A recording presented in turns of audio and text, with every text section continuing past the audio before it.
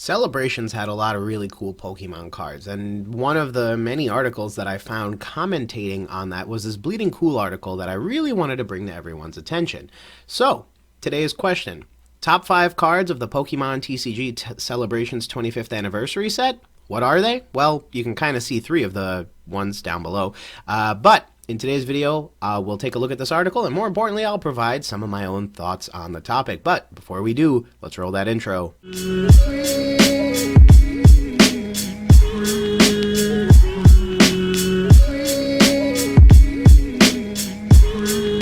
Hey Gengar Gang, what is going on? My name is Ryan, this is the Analytic Gengar, and welcome to another video. In today's video, we take a look at this BleedingCool article, which asks the question and answers, what are the top 5 cards in the Pokemon TCG Celebrations Anniversary set? So, yeah, well, as always, the link will be down below in the description should you choose to check out the article, and as usual, if you like today's content, definitely feel free to leave a like, and hey, subscribe while you're at it to join the Gengar Gang if you like today's stuff.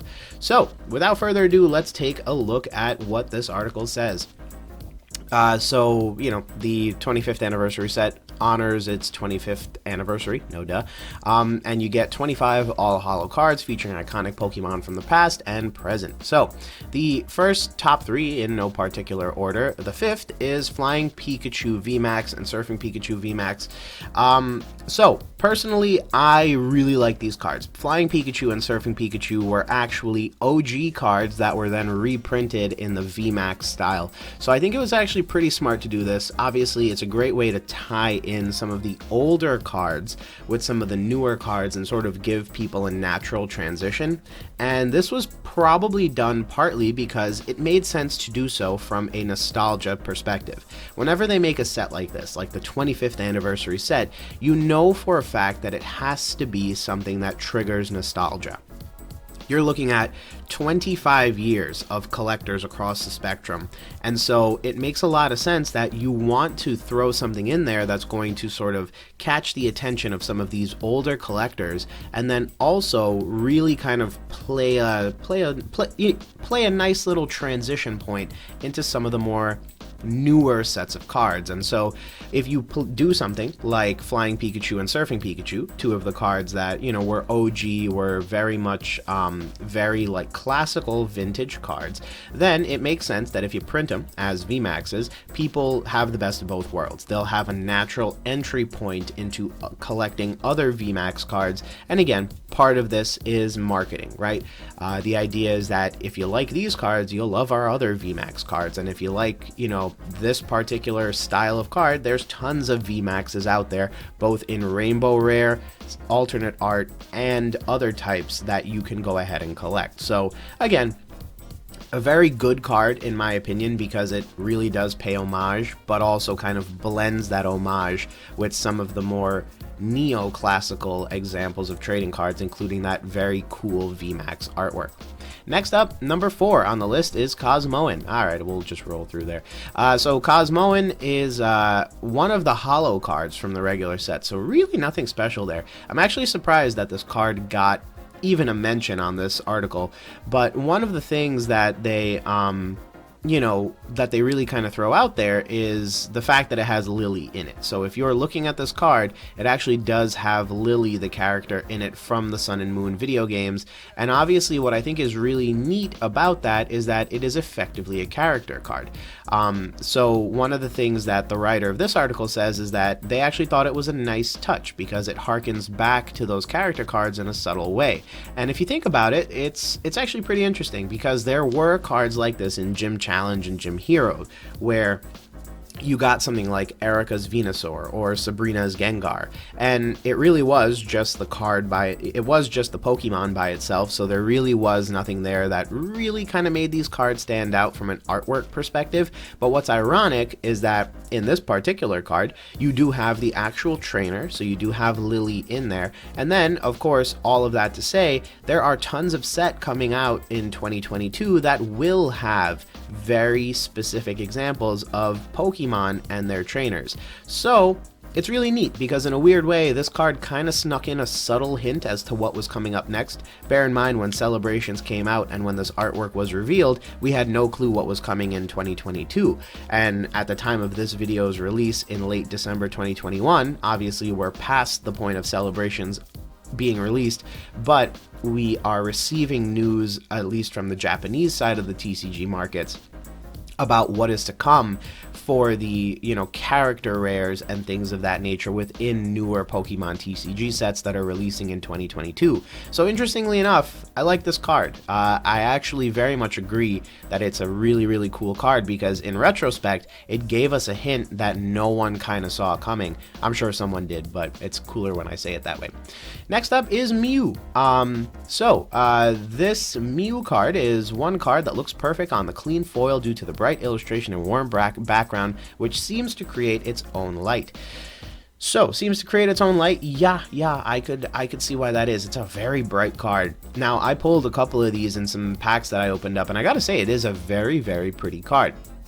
One of the things that I will briefly mention about this in particular is that Pokemon has done a very good job at effectively really creating some decent looking Pokemon cards recently. And I know that sounds weird to say, but even all the way back from all the way back to the beginning of 2021 when they released Battle Styles, you had some really good looking cards in the various sets, and then you had things like the alternate arts with Chilling Reign, and before you know it, Pokemon's really kind of upped their art game, and I don't think that is a coincidence. I think that has been done on purpose because Pokemon has truly felt the pressures related to things like the increase in TCGs across the world and the different options that people now have, but more importantly, some of the artwork that's out there.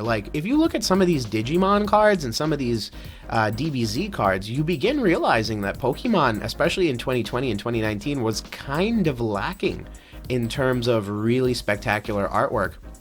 That's why I think alternate arts really became a thing this year again.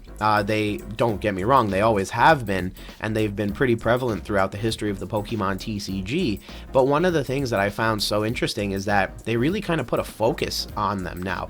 Let's be real here, at a certain point they were just putting alternate arts to put alternate arts because that's what TCGs do. But when you have cards as spectacular as this Rayquaza card and as spectacular as this Blaziken, it really, really kind of shows the care and effort they're putting into it. And now it's even more spectacular because not only are you getting that level of care and attention in secret rares in a set, but now just your common holofoil cards are also having really, really, really spectacular artwork. And I think that really will help with the overall value and collectability of this set going into the future. Next up are the 2 Pokemon cards that come out of the 25 special cards. So as you can see right here, the first, number 2 on this list, is the full art base set Pikachu. The only bad thing about this card is it's such a great idea that there should have been more. I would have taken an entire classic collection in this style. So it's, of course, Arita returning to his original Pikachu card from base set to extend the illustration into a full art, a beautiful idea executed masterfully. So that's a very high amount of praise, and that is not the article anymore. That is a very high amount of praise for a particular card, which is pretty neat. Now, I've actually looked at this card, and one of the things I noticed is that there is a Caterpie poking its little head out. I'll throw a larger image on screen right now so you can see it. But right there is the Caterpie. Super cool card. I loved the idea of them sort of extending the artwork, and I can definitely see why the writer points this out. I definitely think there is a really, really neat idea here in, sort of quite literally a full art Pokemon card. One thing I will say is that, there's tons of Pokemon that don't get a lot of focus, and so I hope in the future, should they choose to do more cards in this style, I hope the species of Pokemon they choose is not just, the top 25 most popular Pokemon cards in the history of Pokemon TCG. I hope they do this with other cards with less popular Pokemon. Ready for this? So that those Pokemon also get a time to shine, and so that those Pokemon also have an ability to come into their own in the Pokemon TCG from a collecting perspective, and maybe even also from a playability perspective. Who knows? Final but not least, from the 25 cards in the 25th anniversary 25 card set, there's a lot of 25s in this video, is the Shiny Mew Gold card. So we have the Chase card from the main set, and to me the best card not only in the main set but in the overall Celebrations line. Interesting.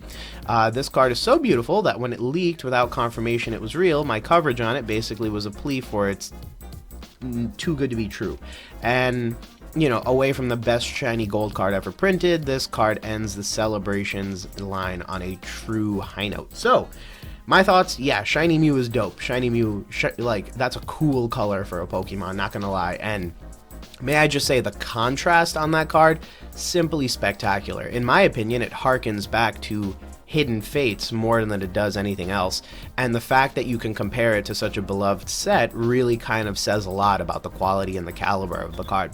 Now, there have been shiny gold Pokemon cards in every set for Sword and Shield, so don't get me wrong, you know, they're prevalent, but this card, for some reason, especially that contrast, really kind of stands out. And it's funny because in that case, I really kind of regret the fact that they stuck themselves into the, you know, template of make the card gold and then make the Pokemon shiny, because not every shiny Pokemon needs a gold background. It would be cool if they had kind of done it like how they had done it in other sets, where you got, you know, some crazy black chrome cards or something like that. I personally think it would have looked really cool to do something like that and see something like that play out. And I think they could even play with the gold motif a little bit, because if you notice here, this card is gold, but this card is also brown in some areas, and I think that brown was a decision made very specifically to kind of highlight what is really pretty about this Mew card. And so if they are going to continue to use the gold motif, I do hope that they play around a little bit with what they can do to kind of accentuate the color of the shiny Pokemon. One of the things that they did really well in Hidden Fates is go with a very standard, clean sort of silver color, and that silver is really just kind of a background of sorts, but ironically enough, it greatly helped the cause because you simply avoided any and all issues with what's going to look good. In that particular case, that silver background basically looked good on every shiny Pokemon in the set, and so the gold isn't always behaving in the same way, but this Mew card really kind of took advantage of some artistic liberty, I think, and I think that is what makes this card outstanding. But with all that said, friends, thanks again for checking out another video. Definitely feel free to leave a like on this video, because interestingly enough, there is a top 5 cards from the Classic Collection, and so if you want to hear my thoughts on those, definitely feel free to leave a like on the video and let me know down below that you want to see that. And of course, as always, if you're not already, feel free to subscribe to join the Gengar Gang. But with all that said, friends, let me know what your favorite card from the original 25 card set from Celebrations is. And with all that said, thanks again for stopping by, and we will talk soon. Peace.